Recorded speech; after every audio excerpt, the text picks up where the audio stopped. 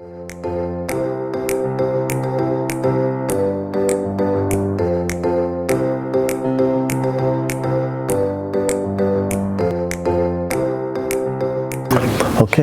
my name is Ndugwa Hassan from Uganda.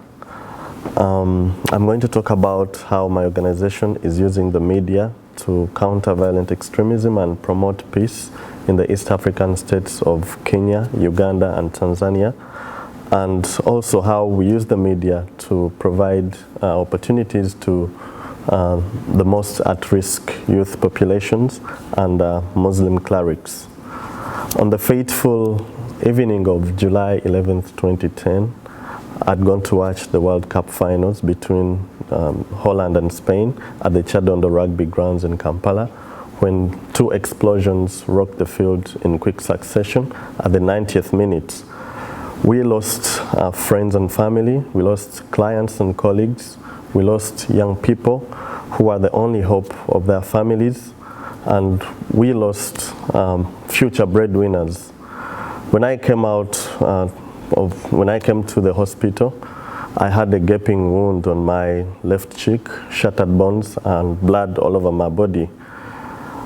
I woke up to a new reality, a reality that there are people out there, Muslims, claiming to be acting in the name of Allah and claiming to be protecting Muslim values, but killing, maiming, and rendering hundreds of thousands of victims. I woke up to the reality that there are people out there blaming Muslims generally for the acts of these few individuals.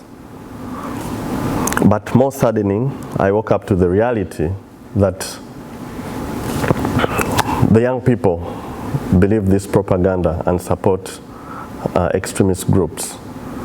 That's why me and my colleague, Ahmed Haji, decided to form the Uganda Muslim Youth Development Forum to challenge extremist narratives, specifically to counter the radicalization of young people and recruitment into these militant outfits.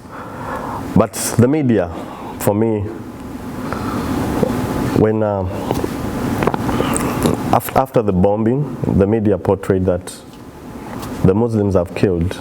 But for me as a Muslim, I was part of the crowd and I sustained injuries. And I don't believe it's the Muslims who killed. These are terrorists. So I'm concerned the way media reports. Some media reporting tends to undermine the crucial message of social inclusion by amplifying xenophobia, eroding trust, and promoting social disharmony. And the more reporting on terrorist-related issues demonizes Muslim communities at large, the more entrenched a victim's mentality can become to those that are targeted by that kind of sensationalist reporting. And the sense of being under siege by the media is experienced by a vast majority of peaceful Muslims around the world, including me.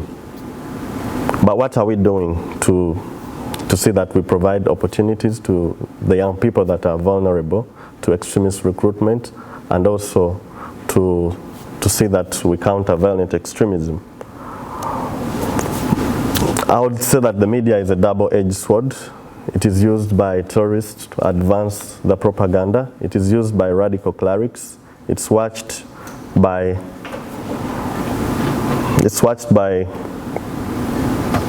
at-risk youth populations. It's used to spread lies and indoctrinate youth.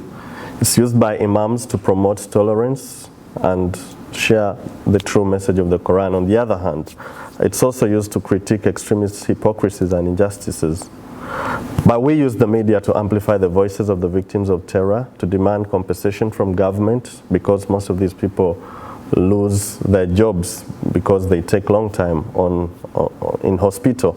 We use the media for sharing opportunities to vulnerable youth, career development, employment search, support, access to capital, calling for vigilance among the citizens, promote interfaith dialogue, and we also use it as an advocacy tool. And the avenues that we use, Facebook, we share scholarship opportunities to the young people. We use newspaper articles Twitter, Ask the Imam, SMS platforms, online videos on peace, and press conferences to condemn the acts of terror. This is one of the training of the Muslim women leaders in social media. We're trying to put them online to see that they give their message a wider reach on social media to counter the narratives of violent extremism. One of our success story, Imam Jubedia started his own training center at Masjid Bilal, and he's doing what we do. Lessons learned: we need a sustained effort to challenge extremist messaging and representation through social media. We need to embrace a multimodal communication platforms that combine image, text, and sound to reach people. And the us and them narratives of much media reporting need to be confronted assertively by both governments and communities. I would believe that for each one of us here to do whatever they do best, Africa must remain a secure place. So we need to unite against violent extremism. Thank you.